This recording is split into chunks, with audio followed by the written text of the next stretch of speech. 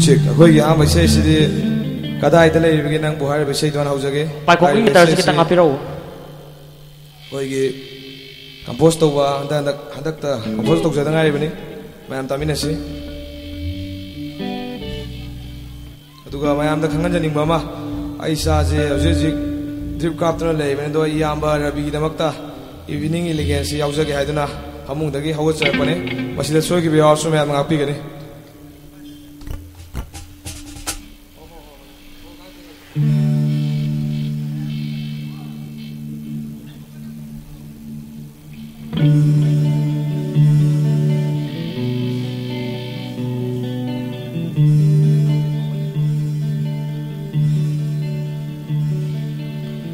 Kadaida leirivage nangu lotuna aivulagna rivera itau yenge haiduna lagna rivera nangna aibu malang bada shuhang lure Tengnavara yege nungshiri Leijil mafai pairak pada shu Hanglure aina nanbu Chiglaho taribara Tengnavara yege nungshiri Koina chatna Paivada Tengnavara na koina Aigi nungshiri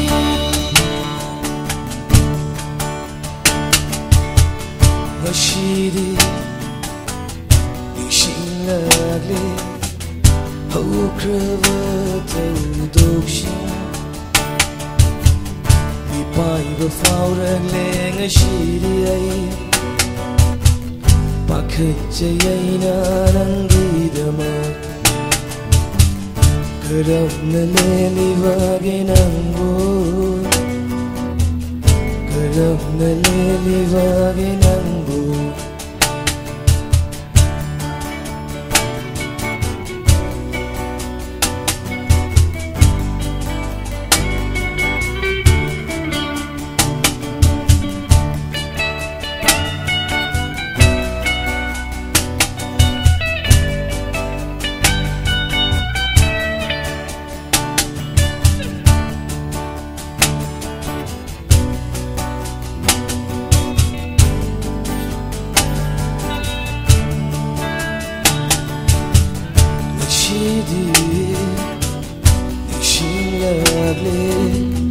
Haukraba matando Ngasiri Ningshilagle Haukraba taudokshin Haiko Laiko Kayada nanga aiga Haina hum nashana Kauravara matamdo aigi nungshiri Nashina karigi inaftagi lavna Mirai viram ladaibu Kadaida lodni bagi nandi Nanna keje kiva Nanna nokje kiva Aidi ngashi fau bakau dari Tashiya hinshida Tiure tabal mara Janavinangna aibu ngaireduna Tavalgi ahimshida Nishinlagle Ngasidi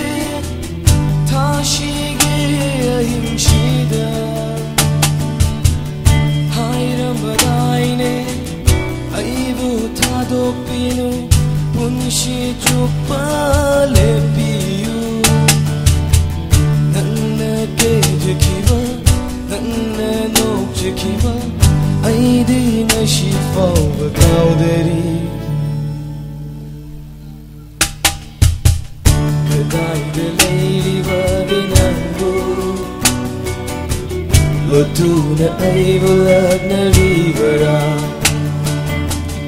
Ikaw higit ay duna Lag na ribara ng naibo Nanay dalay ribagan ang bu Lotuna ay bulag na ribara Lotuna ay bulag na ribara Lotuna ay bulag na ribara Lotuna ay bulag na ribara. Thank you.